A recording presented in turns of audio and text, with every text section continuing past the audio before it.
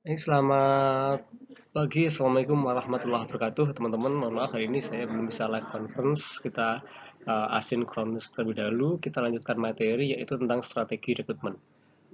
Kita coba membahas beberapa strategi rekrutmen ya dari internal maupun eksternal, dan kita sudah mempelajari metode-metode rekrutmen, tahapan, dan terakhir kita belajar FGD dan wawancara. Nah, sekarang saya akan memberikan salah satu alternatif dalam strategi rekrutmen yaitu dengan outsource ya. Oke. Outsource bisa diartikan sebagai penggunaan tenaga kerja dari pihak ketiga untuk menyelesaikan pekerjaan tertentu. Ya, teman-teman bisa pekerjaan tertentu, contoh cleaning service ataupun security dan lain sebagainya. Praktek mengenai outsource bukanlah hal yang baru di bidang rekrutmen seleksi, ya, terutama untuk kegiatan pengelolaan tes. Hal tersebut dirasa efektif dan efisien bagi perusahaan yang tidak memiliki tenaga ahli psikologi. Ya, jadi salah satu tenaga outsource itu pada saat kita melakukan rekrutmen seleksi. Ya, perusahaan biasanya tidak memiliki tenaga ahli yang mengerti atau menguasai di bidang seleksi karyawan, sehingga mereka memilih untuk menggunakan vendor atau kalau disebut juga sebagai outsource ya teman-teman ya. Sistem rekrutmen menggunakan perusahaan outsource ya dirasa efektif oleh perusahaan karena menurut survei menemukan alasan utama perusahaan melakukan outsourcing karena adanya kebutuhan berikut. Satu, menggunakan keahlian spesialis. Jadi perusahaan itu menyewa ya penyewa keahlian seseorang ya yang tidak dimiliki oleh perusahaan. Ya, pada perusahaan yang masih berkembang tidak banyak perusahaan yang memiliki kemampuan spesialis rekrutmen seleksi ya, sehingga mereka lebih memilih untuk mencari vendor dalam pengadaan rekrutmen, ya bisa wawancara dan lain sebagainya. Dan itu bukan hanya pada rekrutmen seleksi, ya bisa ke pekerjaan yang lainnya. Tapi karena mata kuliah kita sekarang adalah rekrutmen seleksi, sehingga kita kaitkan dengan rekrutmen dan seleksi. Kemudian karena kebutuhan dan banyaknya permintaan terhadap vendor konsultan, maka saat ini banyak konsultan rekrutmen dan seleksi. Kemudian apa berikutnya adalah menghemat waktu teman-teman ya. Nah, jika dibandingkan dengan melakukan rekrutmen mandiri, maka menggunakan vendor rekrutmen itu akan lebih menghemat waktu. Ya, karena konsultan rekrutmen itu biasanya memiliki banyak database teman-teman ya, database calon karyawan dan memiliki jaringan yang luas tentang penyediaan karyawan. Jadi mereka itu punya database yang luas ya dalam penyediaan karyawan. Kemudian alasan yang lain adalah menghemat dana. Kita tahu bahwa saat kita melakukan seleksi, ya, rekrutmen dan seleksi itu anggaran yang kita butuhkan sangat besar, ya, sehingga pada saat kita menggunakan outsource, maka kita akan lebih menghemat anggaran tersebut, ya. Kemudian menghemat biaya administrasi jelas ya teman-teman ya.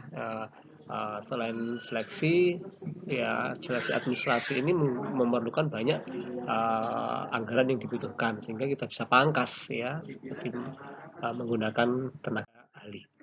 Kemudian agar perusahaan bisa terfokus pada inisiatif strategis. Jadi perusahaan itu memiliki tenaga ahli kita sewa sehingga di dalam perusahaan, misalnya rekrutmen spesialis di perusahaan itu bisa lebih improvement ke hal yang lebih efektif dibandingkan hanya ke lapangan rekrutmen terus, tapi bisa membuat sistem rekrutmen seleksi yang lebih efektif. Ya. Kemudian menghapus fungsi yang bukan menjadi bagian dari bisnis inti. Ya, perusahaan memiliki fokus pekerjaan masing-masing seperti bidang perbankan, pertambangan, dan lain sebagainya.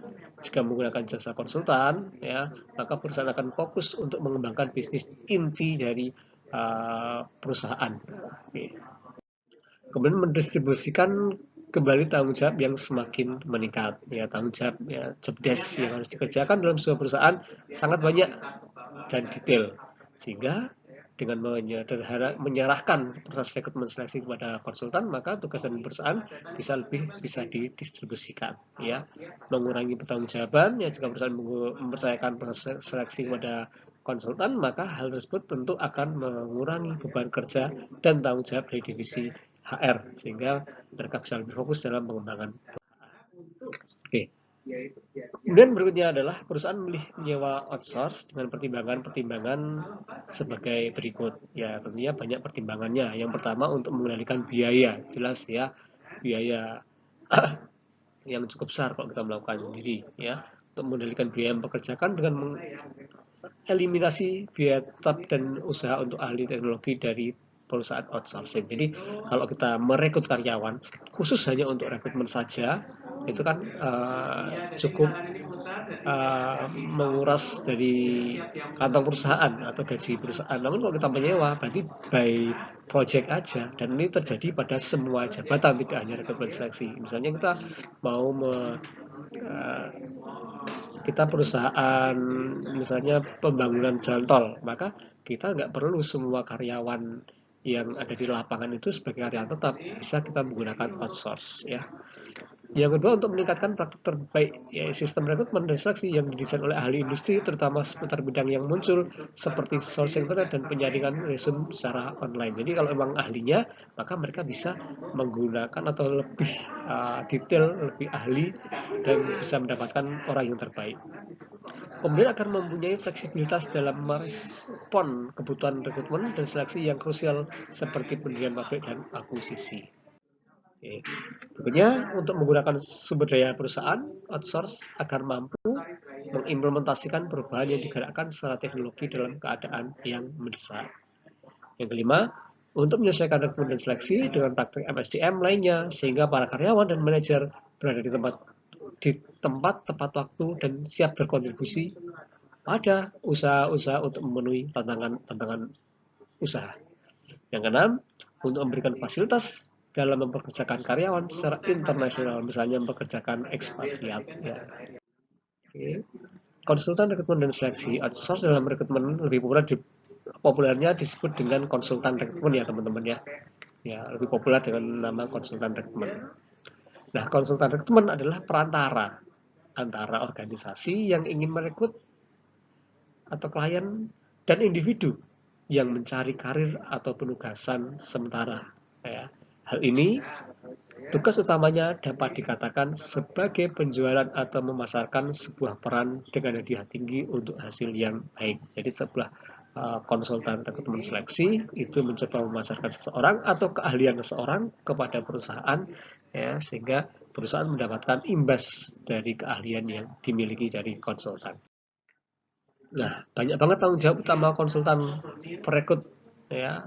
Satu, mengidentifikasi dan kembangkan hubungan bisnis klien dengan lingkungan industri yang kompetitif, berkontribusi pada daya tarik kandidat dan integritas detail yang ada pada mereka, menilai dan merespon kebutuhan masing-masing klien, ya, dan memberikan solusi yang relevan, mengiklankan lowongan, headhunter atau mengambil karyawan dari perusahaan yang lain, sumber kandidat yang cocok, mencari sumber yang cocok, ya, kemudian menegosiasikan kontrak dan ketentuan kerja, kemudian mengelola proses aplikasi melalui wawancara, ya, dan tahapan-tahapan lainnya, menawarkan CV, ya, wawancara dan saran karir umum kepada kandidat kita. Nah, ini merupakan tanggung jawab konsultan, serta banyak juga ya tanggung jawab yang dimiliki konsultan rekrutmen dan seleksi.